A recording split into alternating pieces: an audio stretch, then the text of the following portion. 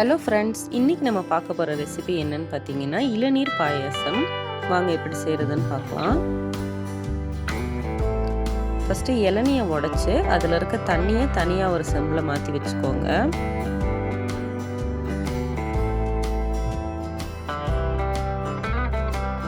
இளநிக்கு உள்ளே இருக்க அந்த பருப்பை தனியாக ஒரு பிளேட்டில் மாற்றி வச்சுக்கோங்க. இப்போ ஸ்டவ் ஆன் பண்ணி ஒரு கடாயை வச்சுக்கலாம். அதில் 2 கப்பு பால் ஆட் பண்ணிக்கோங்க. பாலை நல்லா சுண்ட காய்ச்சணும்.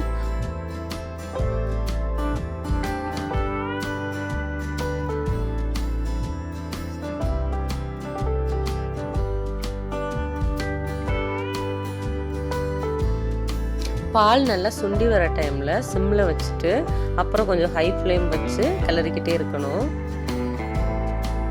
மேலாட்டு இப்படி ஆடையாக வரும், அதெல்லாம் எடுத்து விட்டு நம்ம திக் கன்சிஸ்டன்சி கொண்டு வரணும்.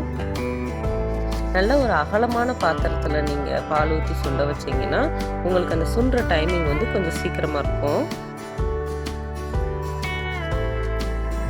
இதில் விட்டமின்ஸ், மினரல்ஸ், எலக்ட்ரோலைட்ஸ் எல்லாம் நிறைய இருக்குது. நம்ம டைஜஷனுக்கு இது ரொம்பவே ஹெல்ப்ஃபுல்லாக இருக்கும். இம்யூனிட்டி பூஸ்டராகவும் இருக்கும். சம்மர் டைமில் இதை நீங்கள் அடிக்கடி எடுத்துக்கோங்க. அந்த இளநியிலேருந்து எடுத்து வச்ச இளநி பருப்பை இந்த மாதிரி ஸ்கொயர் ஷேப்பில் கட் பண்ணி வச்சுக்கோங்க. இது நம்ம லாஸ்ட்டாக ஆட் பண்ணுவோம். இந்த வீடியோ உங்களுக்கு பிடிச்சிருந்தா மக்களுக்கு பிடித்தவை சேனலை சப்ஸ்கிரைப் பண்ணுங்கள், லைக் பண்ணுங்கள். தேங்க்யூ. ஸ்டவ்வில் பால் சுண்ட காய்ச்சிட்ருக்கோம். அந்த கேப்பில் தான் நம்ம இதை ரெடி பண்ணிகிட்ருக்கோம். இதுக்கு தேவையான வெல்லம் நம்ம இப்போ பொடிச்சு வச்சுக்கலாம். நான் 1 கப் வெல்லம் எடுத்திருக்கேன். நம்ம இதுக்கு பதிலாக சுகரும் கூட ஆட் பண்ணிக்கலாம், நான் சர்க்கரை. பட் வெல்லம் ஆட் பண்ணால் நம்ம உடம்புக்கு நல்லது. 1 கப் வெல்லம் எடுத்திருக்கேன். உங்களுக்கு எக்ஸ்ட்ரா வேணால் எக்ஸ்ட்ரா எடுத்துக்கலாம். இப்போ பால் நல்லா சுண்ட காஞ்சிருச்சு.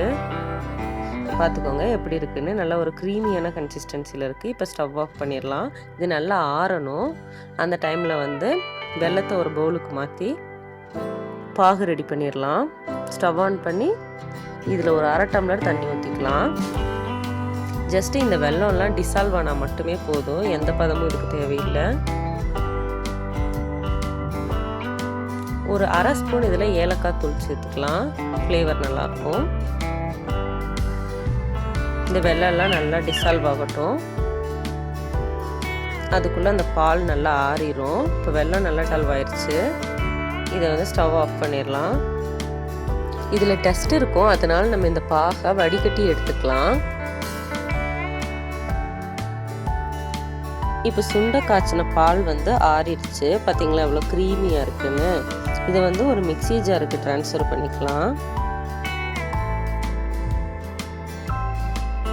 இது அங்கங்க கட்டியாக இருக்கும், அதனால் மிக்சியில் ஒரு சுற்றிட்டோன்னா அந்த க்ரீமி கன்சிஸ்டன்சி நார்மலாக இருக்கும். கட்டிகள் இல்லாமல் வர்றதுக்காண்டி இப்படி மிக்சியில் அடித்து எடுத்துக்கிட்டோம். வெள்ளை கரைசலில் இளநீ தண்ணீரை ஆட் பண்ணிக்கலாம். மிக்ஸ் பண்ணிடலாம். இப்போ அந்த மிக்சியில் அடித்த மில்கையும் இது கூட ஆட் பண்ணிக்கலாம். இளநீ பருப்பை நம்ம சின்ன சின்ன துண்டுகளாக நறுக்கி வச்சோம்ல, அதையும் இது கூட ஆட் பண்ணிக்கலாம். பாருங்கள், பருப்பு அப்படியே அழகாக மிதக்குது. இப்போ இதை நல்லா மிக்ஸ் பண்ணி விட்டுருங்க.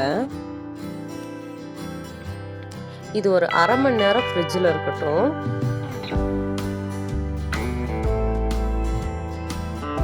க்ளோஸ் பண்ணி ஃப்ரிட்ஜில் வச்சிடலாம். ஒரு 1/2 மணி நேரம் ஃப்ரிட்ஜில் இருக்கட்டும். இப்போ 1/2 மணி நேரம் ஆயிடுச்சு. ஃப்ரிட்ஜை ஓப்பன் பண்ணி எடுத்துக்கலாம். சூப்பரான இளநீர் பாயாசம் ரெடி ஆயாச்சு. இது சம்மர் டைமில் குடித்தா டேஸ்டியாக இருக்கும், உடம்புக்கு குளிர்ச்சி. எல்லோரும் கண்டிப்பாக ட்ரை பண்ணி பாருங்கள். இதில் ஐஸ் க்யூப்ஸ் தேவைன்னா ஆட் பண்ணிக்கலாம். கிட்ஸுக்கு நான் ஐஸ் இல்லாமல் கொடுக்கறதுக்காக இன்னொரு டம்ளரில் ஊற்றிருக்கேன். டேஸ்டியான ஹெல்த்தியான ரெசிபி. எல்லோரும் ஒரு தடவை ட்ரை பண்ணி பாருங்கள்.